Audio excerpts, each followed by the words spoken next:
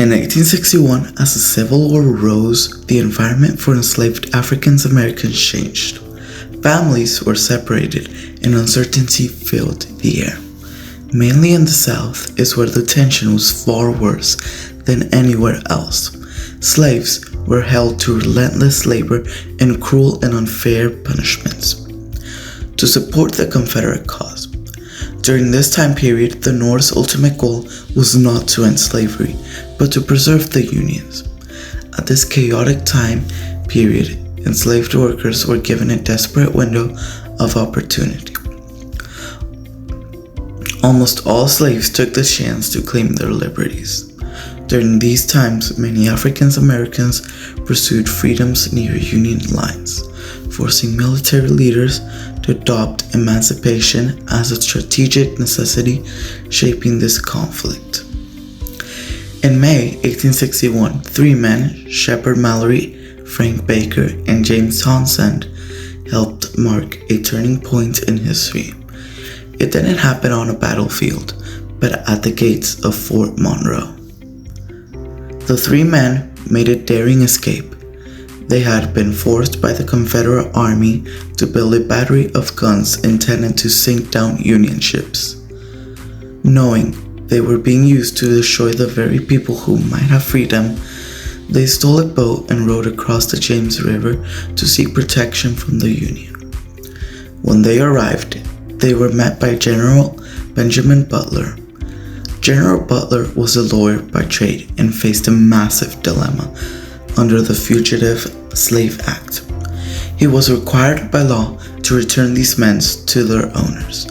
However, Butler came to realize that if he returned the workers, he would essentially give the enemies more workers to help them with the war. Butler came to make a brilliant move as he declared the three men as contraband of war.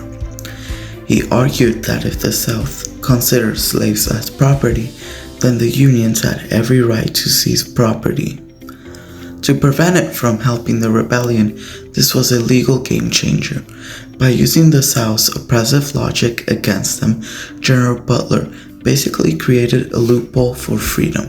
He denied sending the men back, and for the first time in history, the Union became a shield for those escaping.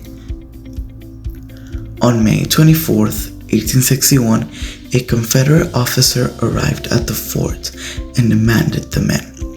He asked General Benjamin Butler if he was going to ignore the law.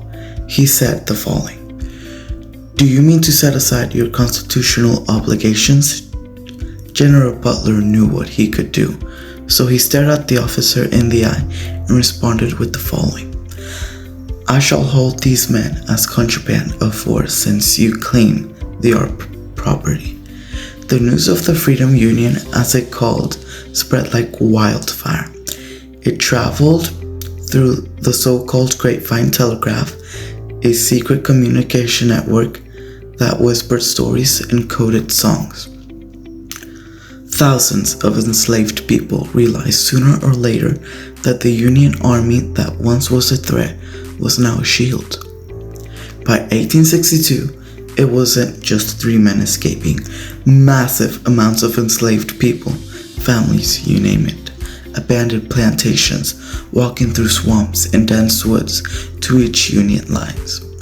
This massive moment in history woke up the President of the United States. At the time, President Abraham Lincoln. The South's economy was built on enslaved labor. Every person who fled to a Union camp was a worker lost to the Confederacy and a potential supporter for the Union. By late 1862, President Lincoln realized he could no longer fight to preserve the Union without ending the caused war.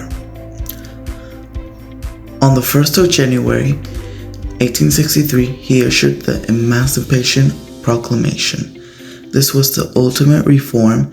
It officially had changed the war's purpose from a fight over territory to a drive for human rights and liberties. After the Emancipation Proclamation was signed in 1863, it opened new doors for African Americans. African Americans could finally join the Union Army and be treated with the same amount of respect and treatment as white soldiers. African Americans could also get jobs and get paid, something they could never do before. They worked as teamsters, blacksmiths, cooks, and scouts for the Union Army. For the very first time in their lives, they were paid for their labor. For many, this wasn't just about the money, it was a proof that they were now recognized as independent workers. One letter from John Buston, an enslaved man from Maryland who escaped the Union regiment, wrote this to his wife, Elizabeth. "My dear wife, I am now in safety. I am free from the chains of slavery. I am now in a land of liberty. I am doing well. I am working for the government and getting paid for my labor. I have a good home and a good bed to sleep on. I am as happy as a man can be." The reaction of those who fled to Union lines did more than free individuals. It forced the United States to face its greatest contradiction. From the 3 men at Fort Monroe to over 180,000 soldiers of the United States colored troops. Their actions turned necessity into revolution and history. They proved that freedom is not a gift given by the government, but a right claimed by people through sacrifice. But the story didn't quite end there. The reaction of those who fled and fought in the 1860s became the staple for every civil rights movement that followed. This shows that through bravery and determination, anything is possible.